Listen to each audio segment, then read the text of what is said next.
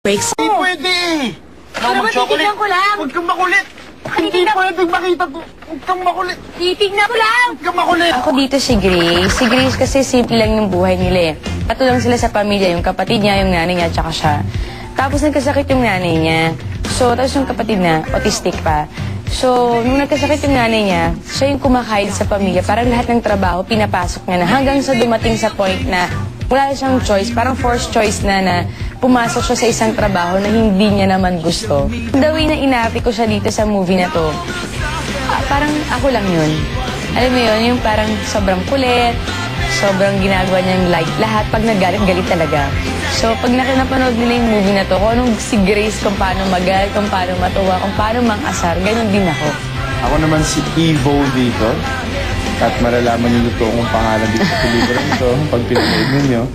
At yung character ko dito, isa siyang mayaman na lalaki na nakagraduate na ng college pero hindi pa nagtatrabaho dahil hindi pa niya alam kung ano gusto niyang gawin sa buhay.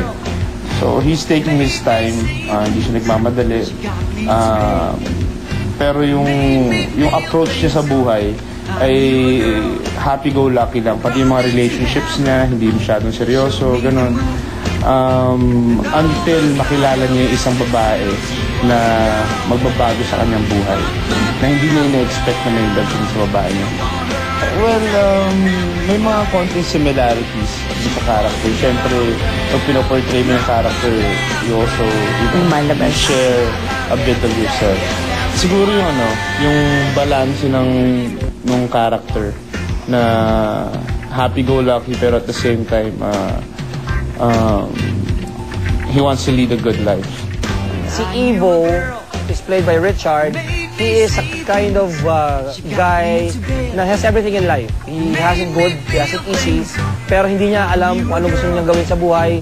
Wala siyang direction, all partying siya.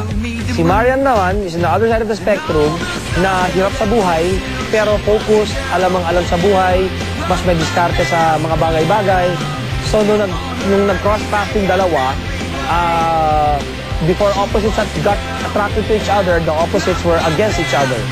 So, nung nag-develop na yung friendship nila, kasi nga doon sa premise na kinailangan ng tulong ni Richard ang tulong ni Marian, doon na nagbago yung kanilang relationship. Kiko, this is Grace, my new girlfriend. Babe, yung ex-girlfriend ko si Kiko. Girlfriend? Sa tingin ko, dito talaga lalabas yung what a romantic comedy is about.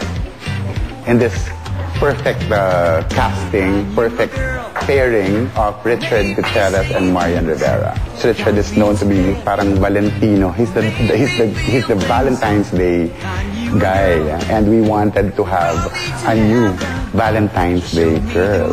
We found Marian Rivera to be parang the most fitting. Why? Because we wanted to see kung maganda ang chemistry nilang dalawa. Siguro it's high time na malalaki na sila mga artista na hindi na kailangan ng love team, na dapat mag-love team to, mag-love team yung ganito. This time, let's treat them as actors na pinagsama lang natin to team up in a Valentine's Day movie or in a romantic comedy. I knew a girl who made me see things. She got